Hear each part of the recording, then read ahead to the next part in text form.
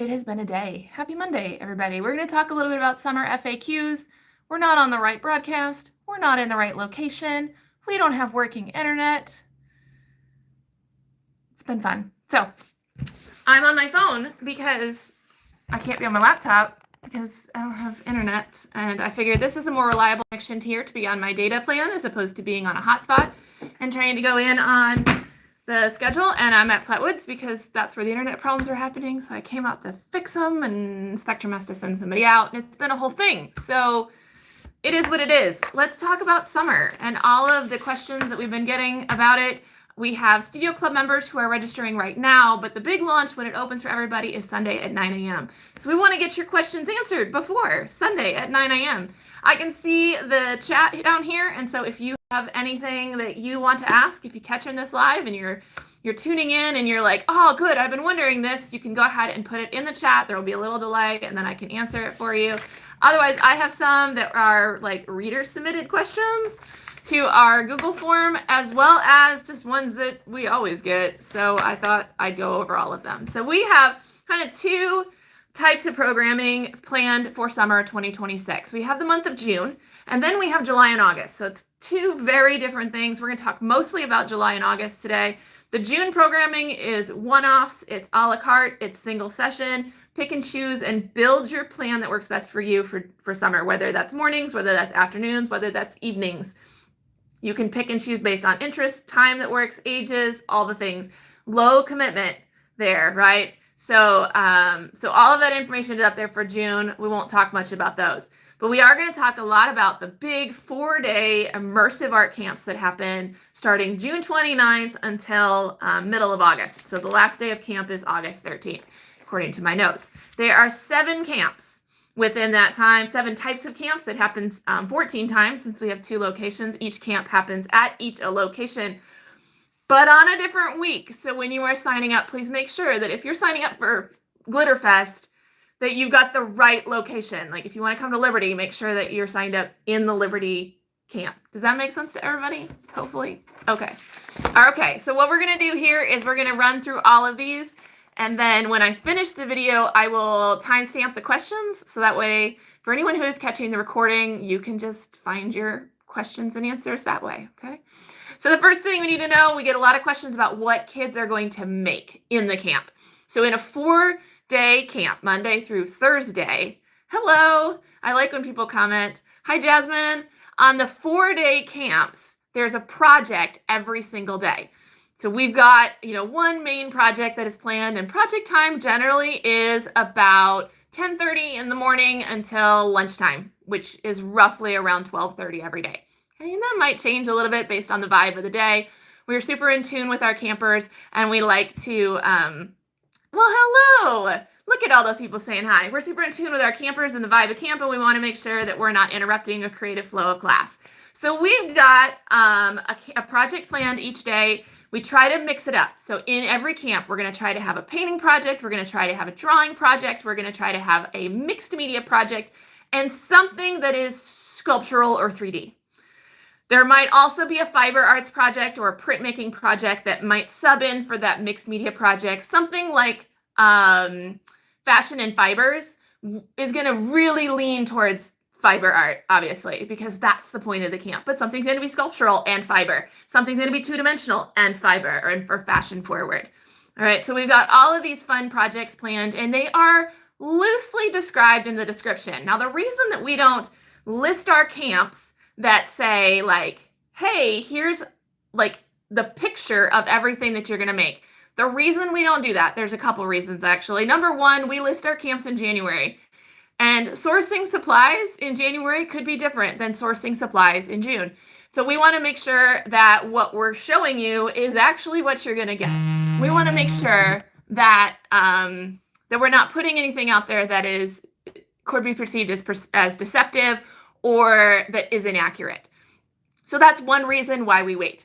The next reason that we don't put out examples is because what I make as an example may not look anything like what your kiddo is going to make, or the kiddo next to them, or the person next to them.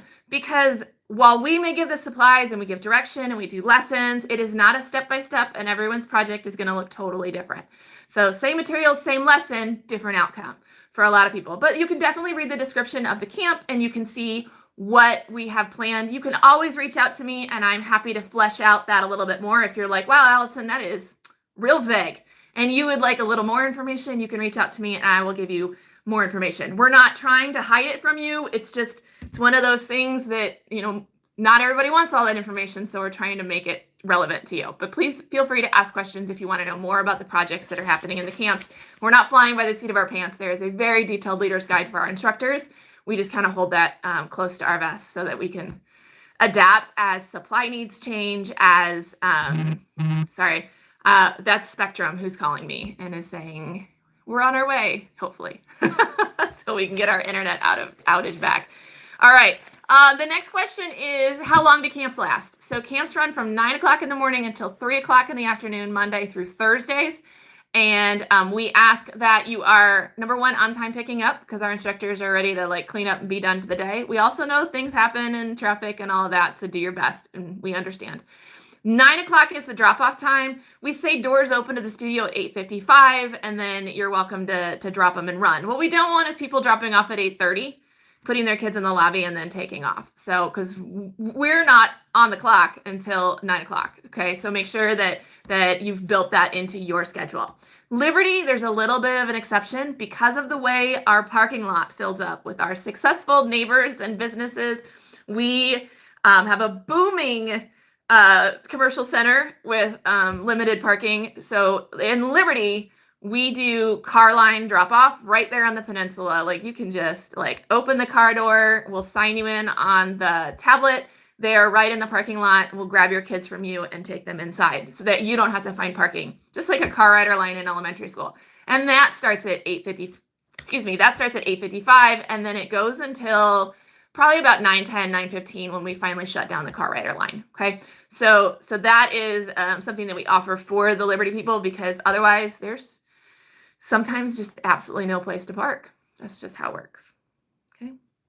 When does okay, how do the camps work? So I get a lot of questions about how do camps work with the ages because our 4-day camps are age 4 to age 12. Now that's a big age range. And they're like, oh my gosh, how many classrooms do you have? Or is everybody together? Or how does that work? So I'm going to explain it. We have 2 classrooms at both of our studios. We have the large classroom and we have the small classroom. Sometimes we call them the orange room, which is the large room, and the blue room, which is the small room, just for naming purposes. Both classrooms do the exact same thing, but we do divide by age. And so we'll have kind of a larger subset of the camp and a younger subset of the camp, and they run in 2 different classrooms. The reason for that, one, it just kind of helps keep the chaos down to a minimum, but also the way that I teach a group of 4-year-olds to do a multi-step mixed media project is going to be different than the way that I teach a group of 11-year-olds, right? The words I use, the number of steps I give them at a time, the details I give them, right? In age 4, we might actually go over how do you hold a pair of scissors? But probably not in the larger classroom because we assume that these people probably know it. They're a little bit older. In both classrooms, the project is the same. The lesson is the same. The media that they are given is the same. All the materials are the same. The opportunities are the same. The only difference is how it is taught because we want to make sure that how we teach is age appropriate for those kids. So we're going to split generally by age with a younger and an older. And there are exceptions to that. If I get a pair of siblings, let's say, that request to be together, one of the siblings is 10 and one of the siblings is 4, then that could be that the 10-year-old ends up in the small room. Very rarely does the 4-year-old go to the big room because that's a lot more of an ask for that 4-year-old to keep pace with the bigger room as opposed to them being in an age-appropriate room and making sure that our older kiddo is okay being with the smaller people. If not, they can split up and that's fine. We kind of divide down the age range. I'll just look and see who is there in the camp, all 24 or 28 kids, and I'll divide it where it naturally falls. That might mean that there's 12 in one room and do the math, 12 in another. That might mean that there's 14 in one room and 10 in another. It just depends on the math, on how it works. Generally, it's around age 7 that the division happens. What we won't do is put all the 7-year-olds in the large room except for one. And we'll put that one 7-year-old in the small room. That will never happen. We try to, unless they requested to be with like a younger sibling or something like that. We do try to keep grades and ages together. The week before your camp, so if you're in camp the next week, then Monday you'll get an email that says, hey, your camp's coming up. Here's how this is going to work. Here's all the reminders. Also, if you have any room requests, let us know. And so there's a spot where you can go and make a request. You want to keep siblings together. You registered with a friend and you want to ensure that they're together, that kind of stuff, so that we can make sure to keep groups together. If you are in a group that ends up being like 14 people, we may not be able to do that. Like, you go ahead and request like the one person you want to be with, but we can't have a group of 20. Like, if 20 of you signed up together, we're splitting you. So it has to go. We just don't have, that's the way the square footage works. All of that to say, we are together a lot as a large camp. We're separate at arrival time because it's kind of a chaotic time with everyone being dropped off, right? So we're separate at arrival. You drop off in your classroom. We are separate at project time. So that like really more intense part of the day where we are teaching a project. And then that's it. The rest of the time, well, and dismissal. We go back to our rooms for dismissal to get all of our stuff and that things. But for creative station time, for lunchtime, for morning meeting, for afternoon meeting, for the games, like all of that, we are in one big group. So we're only separate during those kind of like protected classroom times. Okay. So hopefully that makes sense. If you ever have questions about it, if you want to know how it applies specifically to your situation, please let me know. All right, here we go. My next question was, 4 seems really young. Really? My 4-year-old can come, and the answer to that is absolutely. 4-year-olds are totally welcome. We love our 4-year-old artists, but there are some expectations we have of all students, and especially for our younger ones. So how do you know if your 4-year-old is ready? Let's talk about it. Number 1, drop-off needs to be fairly painless. Now, I understand some tears. I understand a little bit sad. I understand if you're sad for a little while. Like, if you're sad for the first hour at camp, that's fine. I mean, I don't want you to be sad, but like, we're not going to kick you out for that. But here's what isn't okay. It's not okay to be screaming or screaming, crying, extended screaming, crying, hysteria, trying to leave, trying to run out the door. That we can't do. So they have to be genuinely like okay at drop off. Again, a little bit of tears we can handle. But we also have to keep in mind that our instructors have to lead a class. So we need to make sure that, you know, they can be safe in the space and then not too much of a distraction to everybody else. Okay. They have to generally be happy to be here.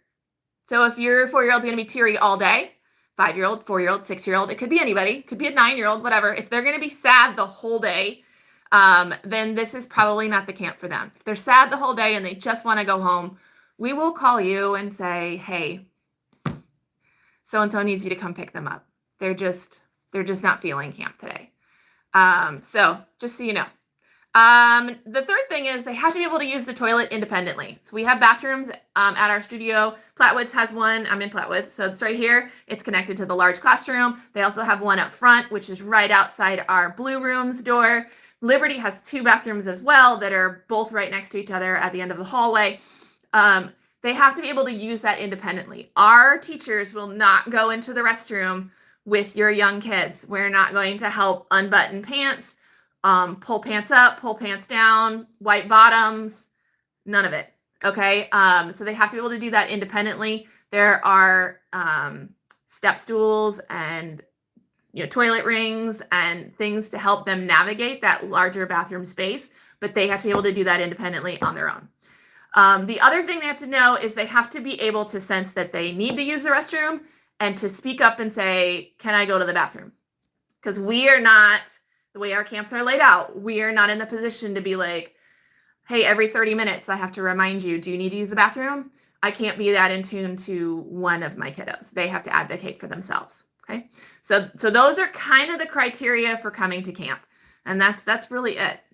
Okay. If they need to snuggle up and read a story in the afternoon and fall asleep, we're okay with that. We have to be happy to be here, not too many tears at drop off, and use the bathroom independently. Okay. All right, the next question. Can I send my 3-year-old? No. What if my 3-year-old is really mature and has older siblings who will help them? Still no.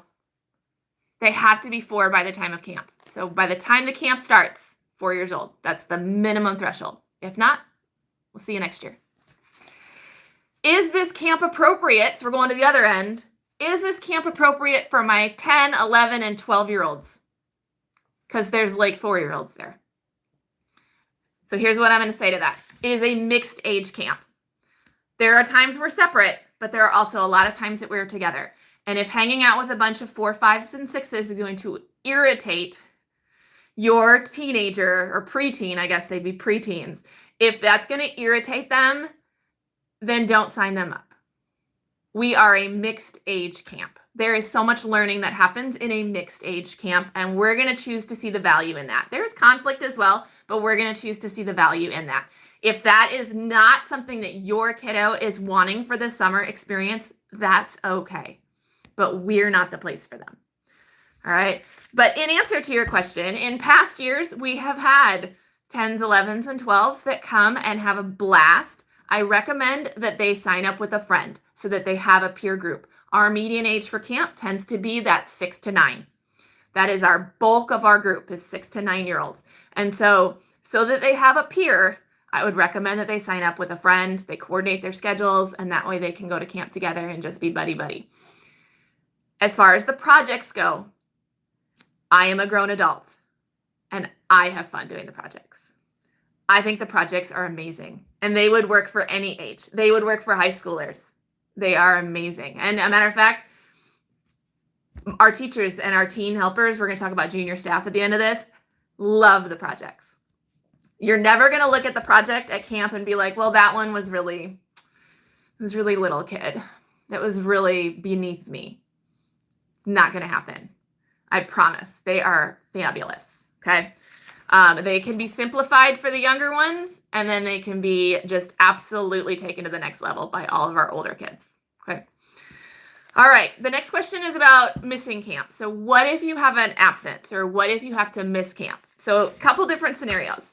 If you wake up in the morning and you have the stomach bug, or the weekend before you come down with COVID, right? So we have a cancellation policy that says there's no refunds and no makeups. Stomach bugs are great because they don't usually last long. Usually you can come to some of camp, right? You can be better by some of camp. We'll usually put together a take-home kit for you, or we'll figure out a way to get all your projects, even if you had to miss one day. We'll figure it out. If it's the whole week that you're going to miss, because let's say it's Saturday and you came down with COVID, I need you to reach out with me. Or strep, something that takes a little bit longer. The flu, right? Which is just awful. Then you can reach out to me. You send me a message and we will figure it out together on what that looks like, okay? We take it on a case-by-case basis, whether that's take-home kits, whether that's finding somebody else to take your spot, we'll figure it out, okay? If you have to miss camp because you have a dentist appointment scheduled on Tuesday afternoon, then you just miss camp. It's okay. We'll get your stuff. There are so many hours. If you miss part of a project, then we'll get you caught up when you come back. If you have swim practice in the morning and you can't get there till 10, we'll get you caught up with anything you missed. I promised. So there's really a lot of free time, especially during that station time at the end, during arrival time in the morning, where we can catch up any time that you missed in camp to make sure you still get all that project time. Okay. All right. Cancellation policies on the website. So I'm not going to read it to you, but it is linked in every single registration. It says all registrations are final. There are no makeups. It says that if you let us know with a week's notice, we can transfer your camps to any open spots or to any open artist to another artist, right? So all that information is there. Man, we are booking it. We're doing so good. Registration. So questions about registration. It opens 9 a.m. on March 15th. We do have this year something new where there'll be a waiting list. So if you join in and you are like over the threshold of the number of people, not a waiting list, a waiting room. If you're over the threshold of the number of people who can be registering at one time, you will go into a queue, and you will have a waiting room. And then as somebody moves through the registration process and moves out, then in the order that you join the queue, you will be released from the queue to go ahead and register. And that just keeps everything fair so that people aren't grabbing things out from underneath you. It also helps so that the system doesn't get overwhelmed and then crash, okay? The other thing that's new is a cart timer. And again, that's gonna help protect what's in your cart and make sure that while you're maybe going and grabbing a Glitterfest for your second kid, somebody doesn't grab your spot from you, okay? So those are some new things that you'll see on the Sawyer registration system come Sunday morning. Let's see, will everything fill up? That was a question. We will have some things that fill up probably on the day that registration opens, but I wouldn't imagine that everything is going to, right? So a lot of the camps will be full by the time we get to the end of March. Glitterfest will probably be full before we get to the end of the day on Sunday, but not within minutes, maybe within an hour, okay? So I mean, don't delay too long. Things will fill up. The camps tend to fill up before the June stuff, but the 4-day camps, those are the ones. I had some people ask if the camps sell out, do you open more spots? And the answer to that is no. The spots we're giving out on Sunday, so the 28 in Liberty, the 24 in Liberty, the 28 in Flatwoods, those are the spots. We don't hold back spots for later registration. Like, those are them.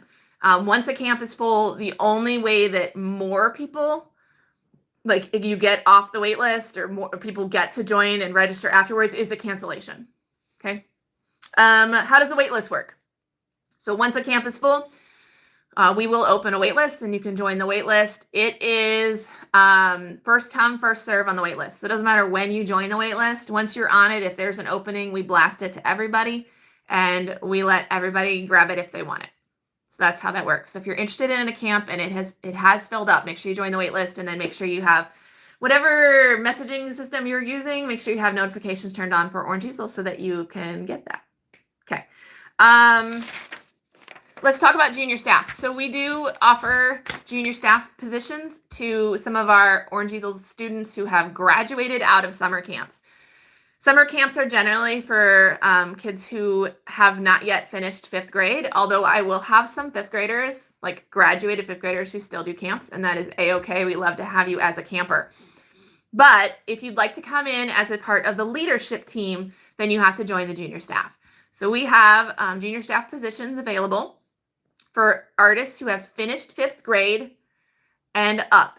So I will have junior staffers who are just out of 5th grade, fresh and new, and then I will have junior staffers who are going into high school. So big age group, and a lot of our junior staffers who are experienced will help our ones that maybe they haven't taken on this leadership role. Junior staff program is an educational program because everything we do in this studio is for education. So we are there to teach your preteens now about how to be a great employee and how to be a great team member and a leader. And so this is a chance for them to practice those skills. They will fill out an application. They will go through an interview process. They will get a job offer. They will accept it. We will fill out availability. We'll write a schedule and we will have job training. All of that happens. And then they get to come in the summer as a member of the teaching team. During those camps, they do all the projects that the kids do. They also help. They peer model. They set up. They clean up. And they are a huge help in the studio. And we love our junior staff.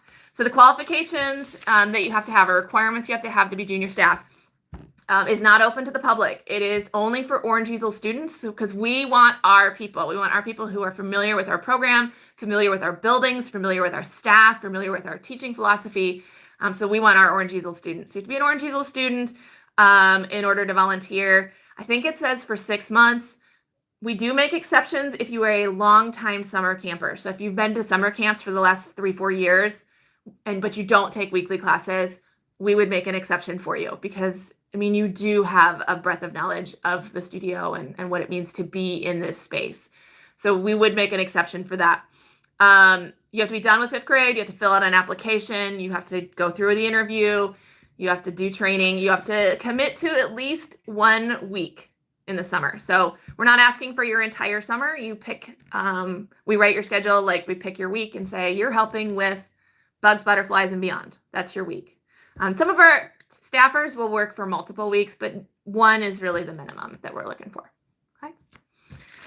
Applications for junior staff opens March 15th. It closes April 13th, and then we'll do the interviews and the availabilities, and the training happens in June. So you can find all that information on our website under junior staff.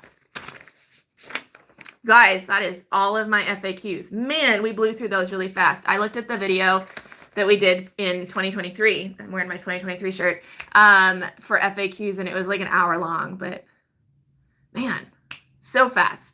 So check out the June programming because we didn't get to talk about that, but check it out and see if there's anything that you want to know about that. You can put it in the comments and I can reply there. If there's questions about camp that I didn't get to, please feel free to comment on those as well or send me an email. Registration opens on Sunday, and I will be in the Liberty Studio monitoring emails and Facebook messages and also answering the phone to the best of my abilities. But just remember, like, I can only talk to one person on the phone at a time. However, I can email and converse with multiple people on the other platforms. So it's always best to do Facebook or emails because I'll be able to triage those and get to them faster. I also can bring on help, right? I can say like, hey, Miss Sarah, take this email. Hey, Miss Stephanie, take this email. So I can triage and we can get to you faster than we can if you make a phone call. So, all right, you guys have a wonderful rest of your Monday, and I will see you this summer. I don't know how to end the video, but that was a good ending up until that point. Maybe it's this button. Let's find out. Yes.